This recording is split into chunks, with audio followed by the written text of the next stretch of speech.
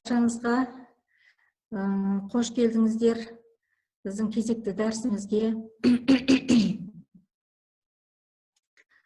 Біздің тақырыбымыз көріп отырғандарыңыздай жазу неге ықшам болу керек деген тақырыпта бүгінгі тақырыбымыз. Даусым естіліп тұр ма, сіздерден сұрап алайын? Естіліп тұр, апай. Даусым естіліп. Жақсы, рахмет. Негізінде мына біздің қазір қолға алып жатқан мәселеміз жазудың реформасы деген мәселе ғой. Бұл жаңағы ғаламдық деңгейде Дональд Трамптың президентке келуімен байланысты Америка First деген протекционизм деген саясаттың келуімен осы жаһанда екі бағытта қазір осы жаһандануға қарсы, бірі жаһандану болса, екіншісі сол протекционизм деген протекшенизм деген осы саясат кәдімгідей жолға қойылды. Яғни бұл өзін өзі қорғау деген саясат. Осы өзін өзі қорғау деген бұны қалай түсінеміз? Әр ұлт жаңағы жаһанданудың сондай алпауыт стихиялы түрде алып кету күші бар, сондай қуат екенін білгеннен кейін өзінің жаңағы рухани құндылықтарын, ұлттық код деген мәселелерін қамдап осыны қолға алды. Енді біздің елімізде де рухани жаңғыру деген мәселе бекерден бекер қолға алынған жоқ. Осы біздің жаңағы лингвистикалық протекционизм деген терминімізге бізге әдемі сәйкес келеді. Осы біздің жасап жатқан реформамыз. Яғни бұл біздің реформамыз жазуға латын қарпін, латын әліпбиyle жазуды алып келу, яғни бұл өзі реформа деген нәрсенің барлығы ашып қарасақ, ағылшын тіліндегі деректерде simplification, purification деген терминдердің төңірегінен тарайды екен. Ол simplification деген қарапайымдандыру, жаңағы күрделіні қарапайымдандыру, және purification деген сөз, ол тазалау, бөгде, тілдің табиғатына жат нәрселерден тазалау деген нәрсені білдіреді екен. Сонымен біздің де осы қолға алып жатқан рухани жаңғырудың бағдарламамыздың аясында осы бізде де жазу реформасы қолға алынып жатыр. Оны біз реформа деп нақты айтып аламыз.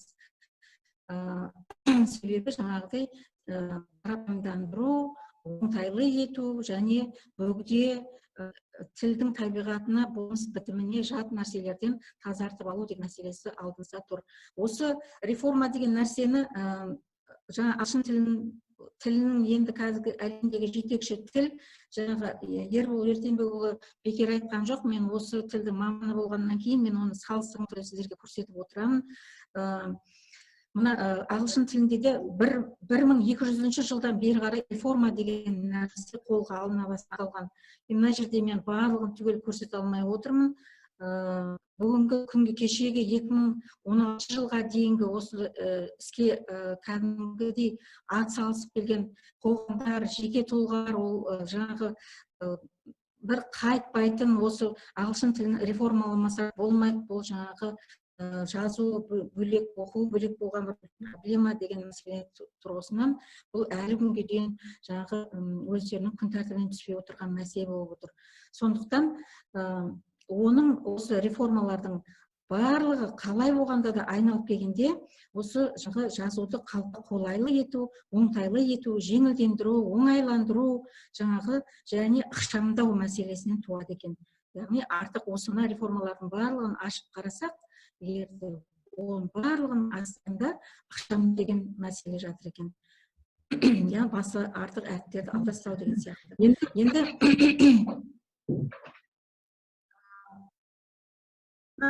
4 ғасыр бойына мына зерттеушіде авторды көрсетіп қойдым.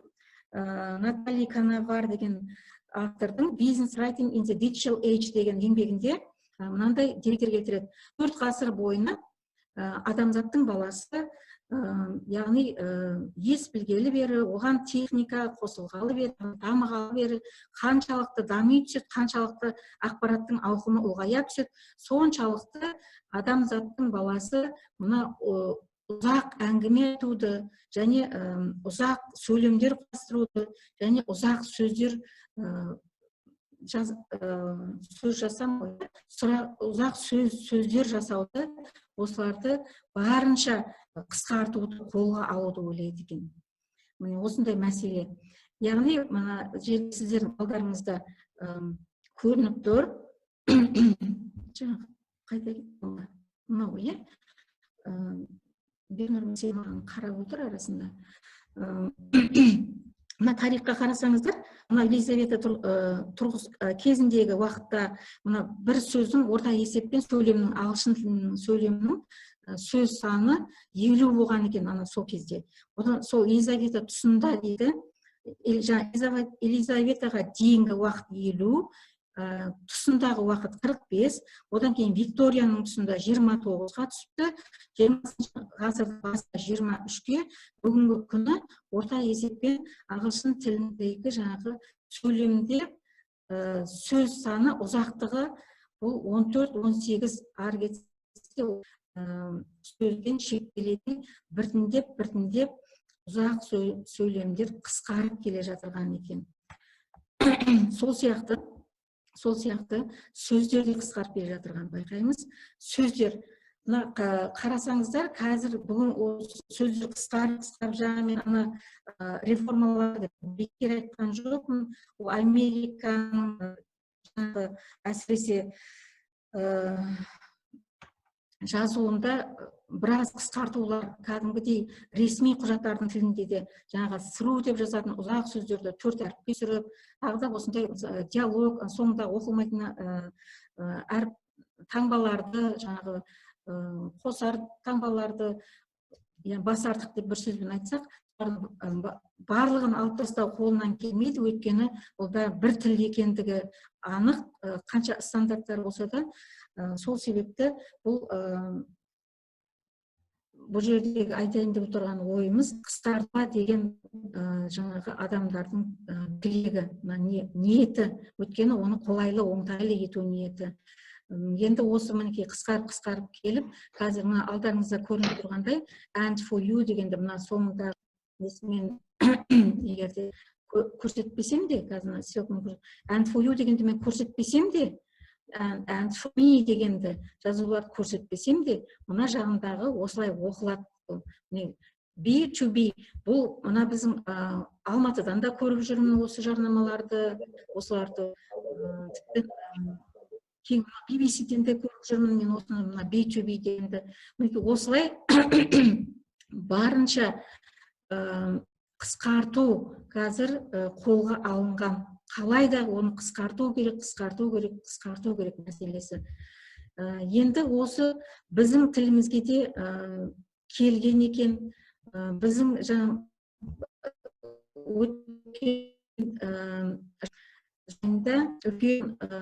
осы орфографиялық жұмыс тобының бір топ ғалымдары үлкен жобаларды тапсырдық. Сонда Алматы облысының Қарасай ауданының эргонимдер деген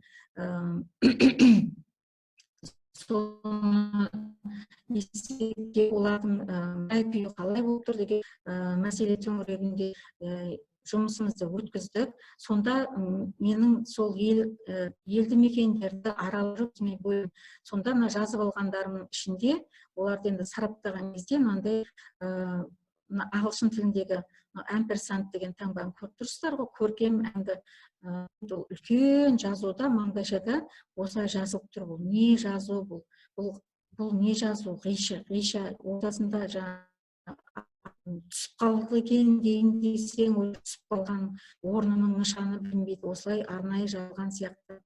Дәріхана көріп тұрсыздар, осындай қысқартулар біздің өзіміздің тілімізде де орын алып отыр екен. Бұл енді тек қана бір жерде емес, бұл қазір қарасаңыздар барлық жерлерден осы көрінеді. Бұл тек қана бір жердің мысалы бізге көп жерде осындай екенінен хабар береді. Енді біз тілді шұбалаңқы етпеуіміз керек деп отырмыз, е? Тілді шұбалаңқы ететін не нәрсе деген сұраққа келейік. Бұл ең бірінші кезекте бұл әріптестерінен құралған жаңағы графемалар.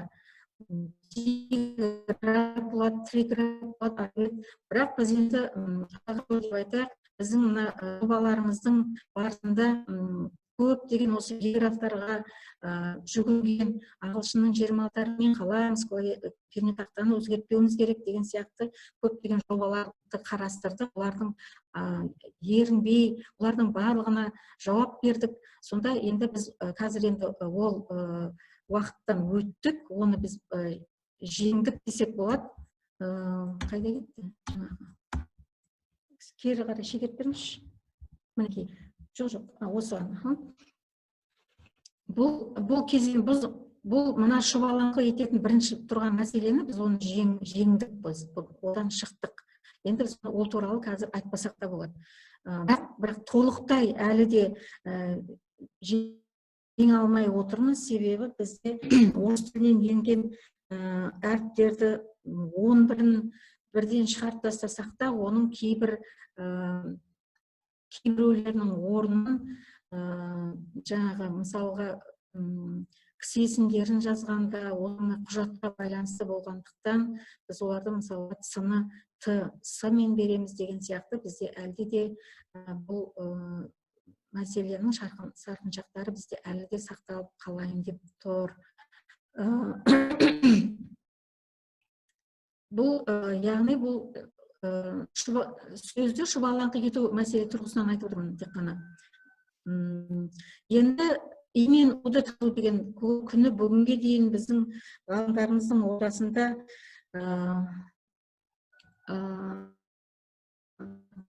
талас талқыны қойған.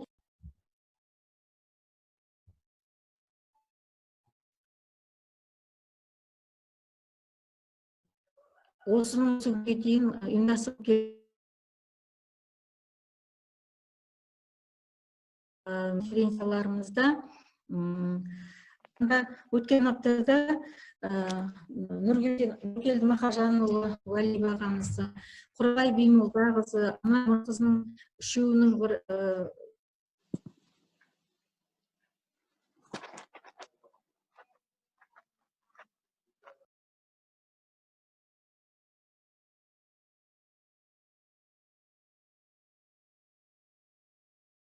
ескілмей қалып жатыр. Мұны келіңізші. Сәрсөл апай, интернет нашар болып тұр сізде. Мынаны қосайық, мына телефондікі жақсы. Қазір кешіріңіздер, бір минут. Мына телефондікі жақсы. Сөз естілмей қалып жатыр ма? Үзіліп кетіп жатыр. Енді естілді. Қазір слайдымыз қайда? Слайдымыз. Мына отырған үйімізде, көрші үйде, мына жерде тауық қора бар екен, сіздерге естіліп жатыр ма сол дауыстар? Көрші үйдің Кішкене естіледі. Енді онлайн жағдайында бәріміз бір-бірімізге түсіністікпен қараймыз деп ойлаймыз, бірақ бұған да үйреніп алдық. Бұл бір оғаш нәрсе емес, қазір бүкіл әлемде қолға алынып жатыр. Сосын бұған бұрында ел аман жұрт тынышта осы онлайн конференция, осы тек қана онлайн жүйесіндегі университеттер жұмыс істеп, онлайн жүйесінде дипломдар беріп жатқан университеттер болатын. Бұл сол үшін бұған біз кәдімгі қалыпты жағдайда қарауымыз керек. Мына жерде айтайын дегенім, сол Нұргелді ағайдың, Құралай, Анар әріптестерінен жазып алған бір адамға әсер еткен жерді адам түртіп алады ғой. Сонда мен жазып алдым. Бұл жаңағы и мен уға байланысты, таратып жазуға байланысты мәселеде. Бұл Нұргелді ағайдың жүгіртпе жазуды оқып үлгермей жатамыз деген сөзі осы бүкіл мәселенің маған түйінін шешіп берген сияқты көрінді. Осы бір ғана сөздің өзі. Қарап отырсаңыздар, соған осы мәселені жаңағы кәдімгідей лайықты айтылған сөз болды осы мәселенің бір түйінін табуға. Одан ары қарай Құралайдың дәрісінде мен мынаны жазып алыппын. Жазудың бағасын кеміткіміз келсе, ауызша тілді алып келе берейік деп айтқанын. Бұл неге айтты бұл сөзді? Себебі жазудың бағасы деген нәрсеге астын сызып қойдым мен. Бұл жазудың бағасы деген нәрсе өзінің, жазу деген нәрсенің өзінің үлкен ұстанымдары бар ғой. Соның ең бастысы бұл бүкіл жазуларға тиісті деп ойлаймын. Жаңағы бүкіл ұмтылыс, бүкіл адамзаттың басындағы қазіргі жаңағы қысқарту дегенге бара жатқан ұмтылыс осы мәселеден туады деп ойлаймын. Бұл ең басты принциптерінің бірі деп айтайын, үнемшілдік принципі, жазудағы үнемшілдік. Яғни осы біздің азғантай тұрпатпен көп мазмұн беру принципі, басқаша айтқанда. Міне осы Құралайдың осы сөзімен әдемі берілді. Яғни бұл жаңағы ауызша тіл мен жазба тіл деген екеуі тіптен екі бөлек мәселе екен туралы. Ал енді Анар Мұратқызының былай деп айтып отырғаны маған әсер етті. Су деп жазсақ та СОУ болып естіледі екен. СОУ деп жазсақ та СОУ су болып естіледі екен. Екі әріппен жазсақ та, үш әріппен жазсақ та ол су болып естіледі екен. Онда несіне әуре болып, оны үш әріппен жазамыз деп айтты. Және бір оның басқаша дыбысталуы жоқ қой деді. Бір су деп басқаша дыбысталмайды ғой деп айтты. Бәріміздің тыңдағандардың құлағымызда тұр. Сонда осы тыңдармандардың ішінде бір кісінің дауысы естілді. Жетісу деген сөзде ол естіледі ғой деген. Расында жетісу деген кезде ол естіледі екен. Енді осы маған түрткі болды. Маған ой салды.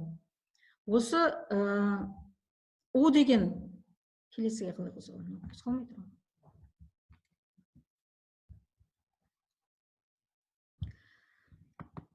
Мына о дыбысы,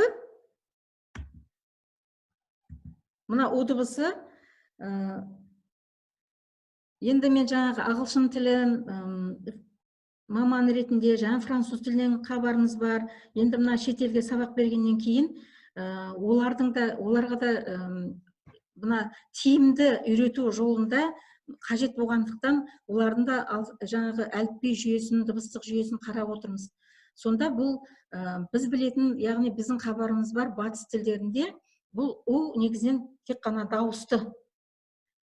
Ең қызық жері жаңағы су мен су деген жерден туатын мәселе.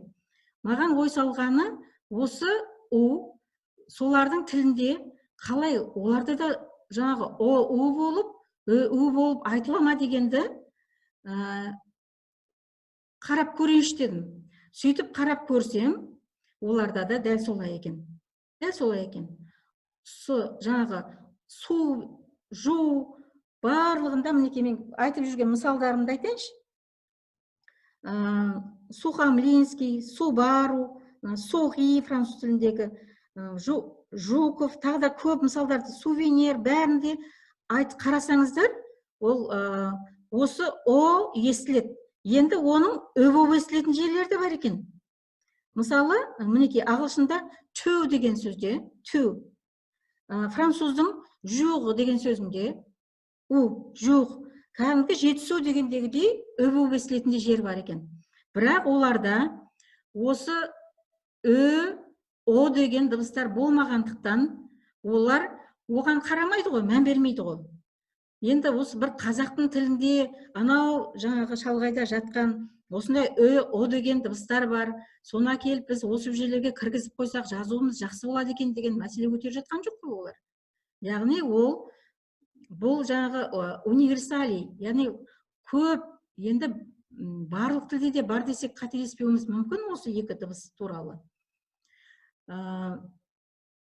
олай болатын болса, оларда да су деп естілетін болса, оны олар жаңағы біреулері жартылай дауыссыз деп қабылдап жатса, мына көпшілігінде бұл дауысты болып тұр екен. Сонда біз неге оны қиындатамыз деген мәселе ғой бұл жерде айтқымыз келіп отырғаны. Енді мен осыны сөзімді дәлелдеу үшін тағы да мына сіздерге былай көрсетсем көріне ме мынау жазу? Мына менің кезінде мына қазақ онемдерін ағылшын тілінде транслитерациялаудың ғылыми теориялық негіздері деген еңбегімде мынандай менде бет бар. Бұл сіздерге көрінбейді, қазір неден көрсетейін.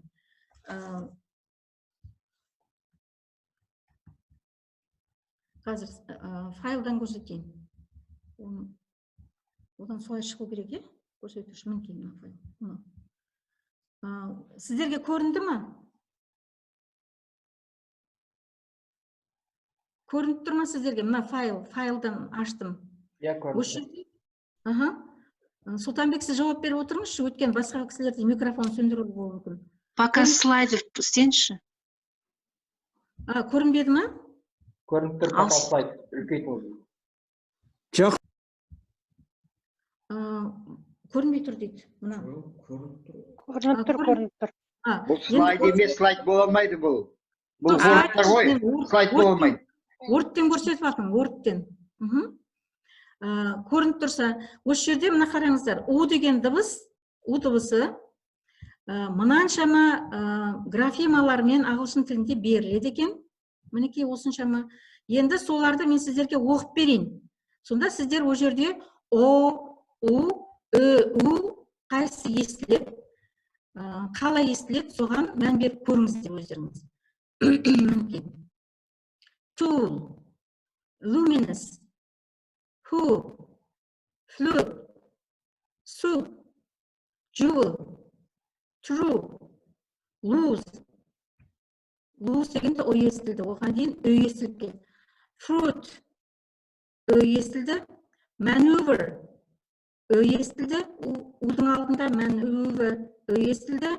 Canoe, тағы да өй естілді. Through, тағы да өй естіліп тұр екен. To, мұнда да өй естіліп тұр. Мынау су деп оқылатын сөз, өте қиын оқылуы. Су. Бұны тіптен ешқандай логикасы жоқ осылай оқуға, бірақ енді амал жоқ, сөздіктердің көмегіне жүгініп осылай оқимыз.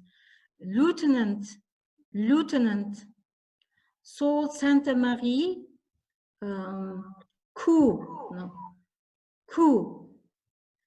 деп оқылады.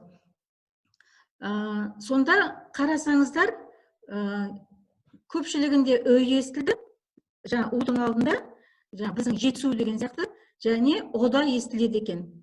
Бірақ олар осындай өмен о естіледі екен деп, оған бір жаңағы мәселе тудырып жатқан жоқ.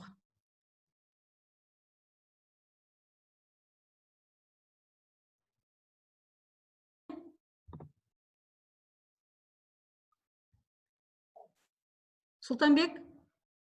Иә, қой. Естіліп тұрса болды. Келесі слайдқа барайық.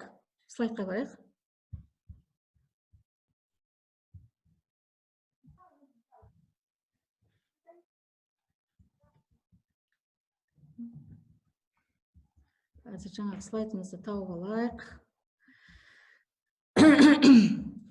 Сонымен бұл жердегі айтатын ойымыз түсінікті болды ғой деп ойлаймын. Жаңағы біз су деп айтсақ та, тіптен су деп айтсақ та, ол басқа тілдерде де солай екен ғой, тек қана бізде емес. Басқа тілдерде де алдында ой естіледі екен, басқа тілдерде алдында өй естіледі екен. Жаңа француз тілінде сіздерге мысалдарын беріп отырмын. Жаңағы суғи деген кезде француз тілінде ой естіледі да, жуғ деген кезде өй естіледі. Қараңыз. Сонда бұл біз өзіміздің бір ойдан шығарып алып жүрген нәрсе сияқты көрініп отыр енді маған, кешіріңіздер солай айтқаныма. Енді мына Нұргелді ағайдың айтқан сөзін мен ерекшелеп тағы да бері қарай бөліп алып отырмын басқа слайдқа. Нұргелді ағайдың мына сөзі кәдімгідей осы мәселенің маған түйінін шешіп берген сияқты әсер қалдырды. Жаңа жүгіртпе жазуды оқи алмай жатамыз деген сөзі. Үлгере алмай жатамыз, расында солай. Жүгіртпе жазуды оқып үлгере алмаймыз. Енді бұл жүгіртпе жазусыз бізде мәселе, оған қатысты мәселе жоқ. Біздің өмірімізде ол маңызды емес десек, оны өзіміз білейік. Бірақ ол қазіргі техниканың дамыған заманында бұл аса бір күрделі, ең бір маңызды деп айтайын, маңызды мәселенің бірі болып тұр ғой. Бұл кәдімгі көшеде, қай жерде жүрсек те, тіпті мешіттерде осы жазулар жүгіріп тұр. Қай жаққа барсақ алдымызда жарнамада осымен жүгіріп тұр. Яғни соны оқып үлгеруіміз керек біздің. Яғни бұл да бір үлкен мәселе. Енді осыған байланысты мына теледидар индустриясында, өндірісінде аударма деген мәселе бар. Осы аударма мәселесінде енді мен біраз зерттеулерім болғандықтан сіздерге мен мына нәрсені еске салғым келеді. Осы жүгіртпе ақпаратқа байланысты теледидарда мынандай 3 түрлі аударма болады. Мен ағылшыншасын беріп қойып тұрмын. Subtitling деп айтылады ағылшынша, dubbing, сосын voice over деп айтылатын. Бұл мына жердегі voice over деген ар жағындағы түпнұсқа дауысы да естіліп тұрады, әртістердің жай естіліп тұрады да, ана voice over деген үстінен аударманың дауысы естіліп тұрады. Анда dubbing деген нәрседе, dubbing дегенде жаңағы бұл дубляжды білесіздер, ол жаңағы ар жағындағы түпнұсқа дауысы естілмейді де, оның үстінен дауыс жазылады. Яғни ана кейіпкерлердің бүкіл жаңағы ауыз қозғалысына дейін келтіруге тырысқан дауыс жазылады. Бұл dubbing. Енді subtitling деген нәрсе, бұл бізде субтитр деп жүрміз. Бұл аударма, өздеріңіз білесіздер, теледидарда экранның астында жаңағы жүгіртпе жазу, Нұргелді ағай айтқан жүгіртпе жазумен кетіп отырады бұл. Бұл аударманың ерекшелігі басқа аудармалардан қарағанда, бұл ең негізгі ақпаратты, мысалға сөйлеушінің аузынан ең негізгі ақпаратты сөйлемнің басына қарай қойып үлгеру керек. Жаңағы оқи алмай қалады деген қорқыныштан сөйлемнің бас жағына қарай ең маңызды ақпарат орналастырылады. Яғни ол барынша қысқа нұсқа тілде орналастырылады. Ана жеткізетін ойды беріп үлгеру үшін. Өйткені ол жерде тоқтамай сөйлеп жатқаннан кейін ол жаңағы бір сәтке көрінеді, кетіп бара жатады. Сол үшін ол жерде мынандай осындай маңызды мәселе бар. Сонда біз енді ойлап қарасақ, не үшін мына жазуды біз қысқа ықшам қылуымыз керек деген мәселе тұрғысынан айтып отырмыз ғой енді. Ойланып көрейік. Біз жаңағы бір экранның бетіне бір жазуымызды жазып қойып отыра алмаймыз ғой. Келесі жаққа ауысайық. Жаңағы жерде бізде не нәрсе біздің тілімізді шұбалаңқы етеді деген кезде біз сөздерді шамадан тыс біріктіру деген мәселені айттық. Бұл туралы Құралай әріптесімнің, Құралай Бимолдақызының үлкен зерттеулері шығып жатыр.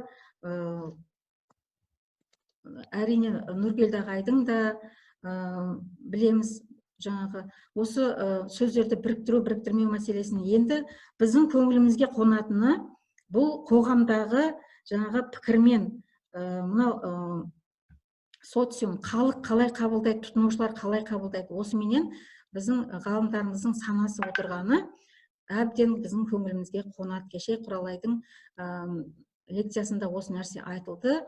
Біз былай деп берген едік, оны мысалға жаңағы алмағаш деп берген едік, оны халық қабылдамады, 70% оны алма ағашы деп бөліп жазып берді. Сондықтан біз соған табан тіреміз деген сияқты нәрселер айтылып жатты. Яғни бұл көңілге қонатын мәселе. Енді осы шамадан біріктіру де былай өзімізге сырт көзбен қарайтын болсақ, бұл жаңағы тілді шұбалаңқы ететін нәрселердің бірі. Тілді өзі жаңағы онсыз да шұбалаңқы сөз тілімізді ота шұбалаңқы етеді. Сондықтан біз бұл мәселеде аса сақтықпен қарағанымыз жөн екен. Және осы жерде бір айта кететін мәселе, мына қазір ғалымдар осы тілдердің, флективті, агглютинативті тілдердің табиғатына қарай да осы мәселені зерттеп қарап отыр. Мысалы, мына бізге осы сөздік қорымызды жасандылық